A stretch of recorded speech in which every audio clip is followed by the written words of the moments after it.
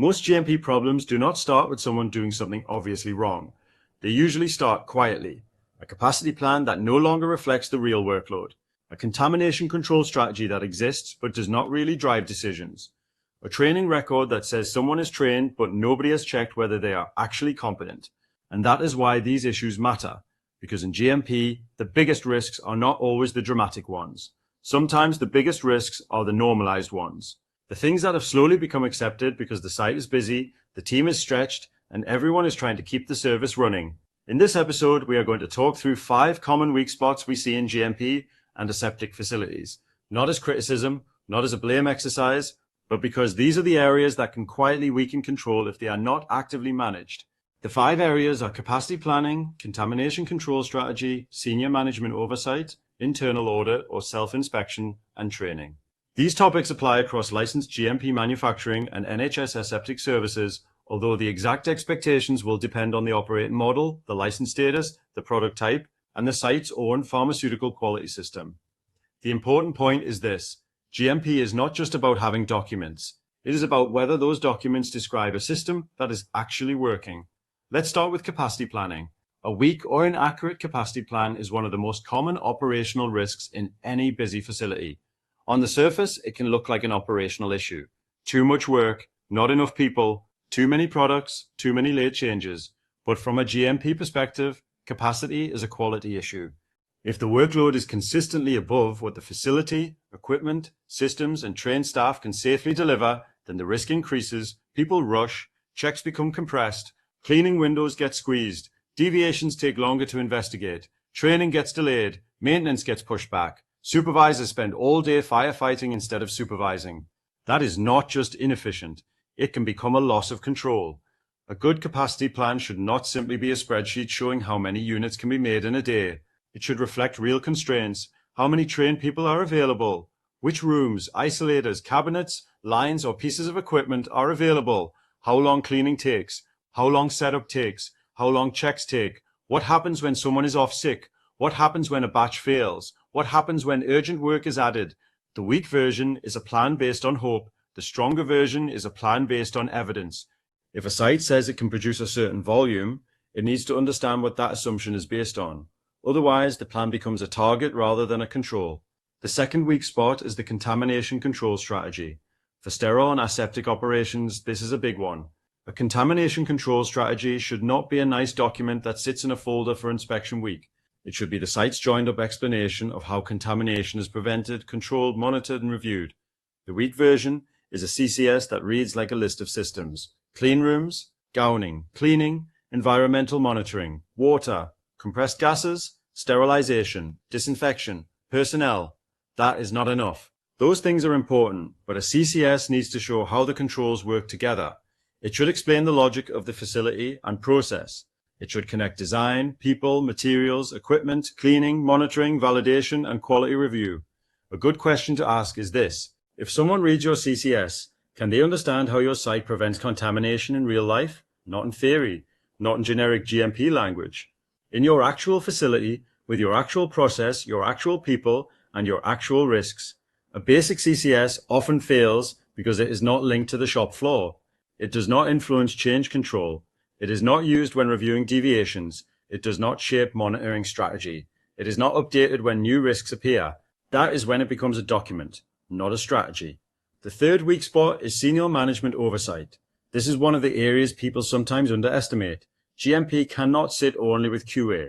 It cannot sit only with the head of quality, the QP, or the person who writes the SOP and ABOs. Senior management need to understand the state of control of the facility.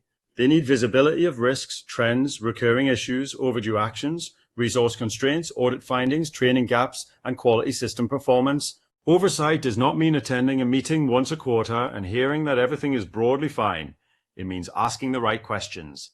Are we operating within safe capacity? Are deviations repeating? Are KPIs effective? Are audits finding real issues? Are we closing actions because the problem is fixed or because the deadline has arrived? Are we investing in the areas that carry the highest patient and quality risk? Weak oversight often shows up as silence. No challenge, no escalation, no clear ownership, no evidence that senior leaders have understood the risk and made decisions based on it. That becomes a problem because GMP relies on accountable leadership. When senior management oversight is strong, quality is not treated as a department. It is treated as a site responsibility. The fourth weak spot is internal audit and self-inspection. A poor self-inspection program is a missed opportunity. It is one of the best ways to find issues before an inspector, client, or external auditor finds them.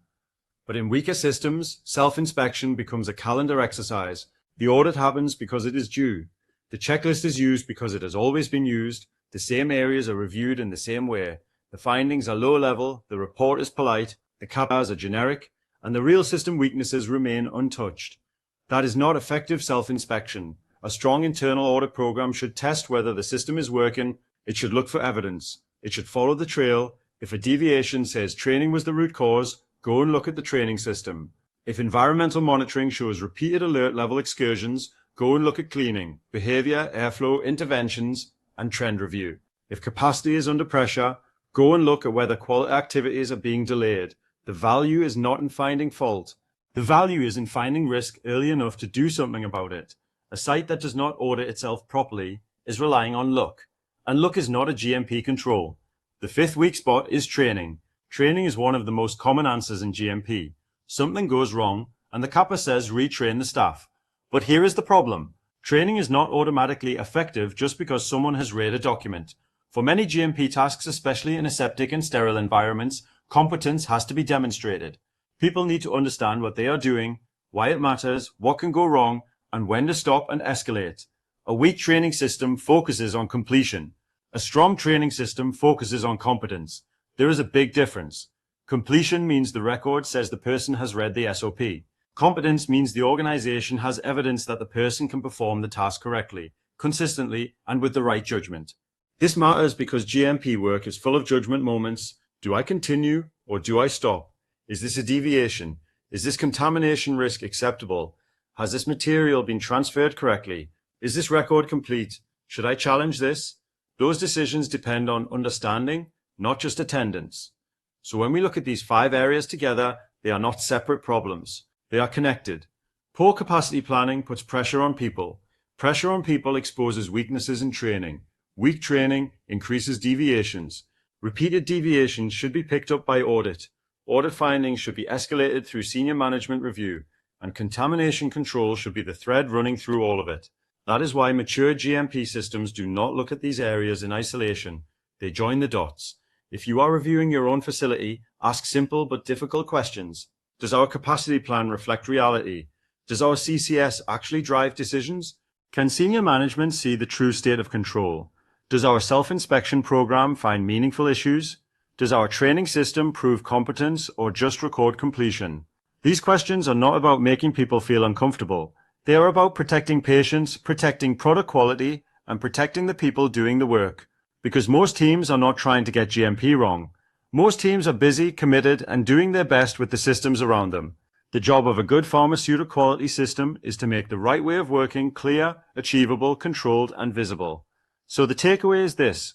Do not wait for inspection week to look at these areas.